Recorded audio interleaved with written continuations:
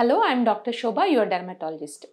So ఈరోజు నేను ఏంటంటే లేడీస్లో బట్టతల ఎలా కనిపిస్తుంది, దాన్ని ఎలా ట్రీట్మెంట్ చేయగలము అనేది చెప్తాను. జనరల్గా మగవాళ్ళకి బట్టతల అనేది ఐడెంటిఫై అనేది చాలా త్వరగా అవుతుంది అండ్ ట్రీట్మెంట్ కూడా సులువు అవుతుంది.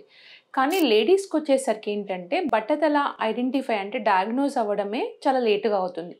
ఎందుకు అవుతుంది అంటే బేసిక్ ఏంటంటే మగవాళ్ళకి బట్టతల అనేది ఫ్రంట్ టు బ్యాక్ అంటే ఫ్రంటల్ లైన్ అనేది ముందు పోతుంది కాబట్టి బట్టతల అనేది ఈజీగా తెలుస్తుంది.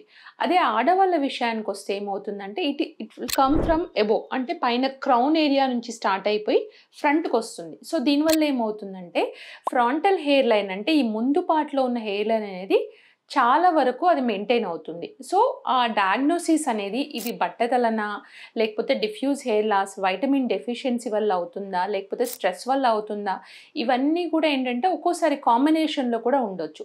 దీనివల్ల జనరల్గా లేడీస్లో బట్టతల అనేది లేటుగా డయాగ్నోజ్ అవుతుంది.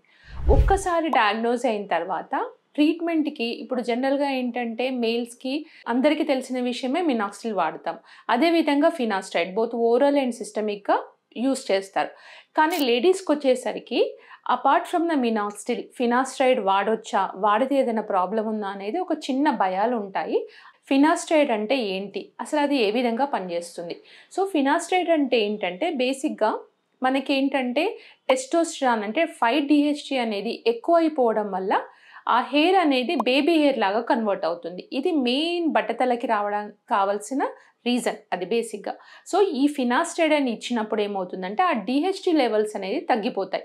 సో అది ఫినాస్టైడ్ అనేది మేల్స్కి ఇచ్చినంత ఫ్రీక్వెంట్గా మనం లేడీస్కి ఇవ్వచ్చా అనేది సెకండ్ డౌట్. సో డెఫినెట్గా ఇవ్వచ్చండి.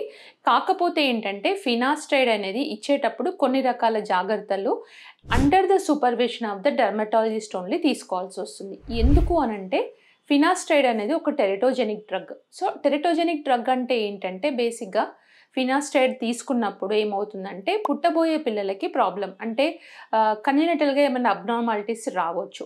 సో అందుకని ప్రెగ్నెంట్ చైల్డ్ బేరింగ్ ఉమెన్కి మనం ఇవ్వకూడదు ఫినాస్టైడ్.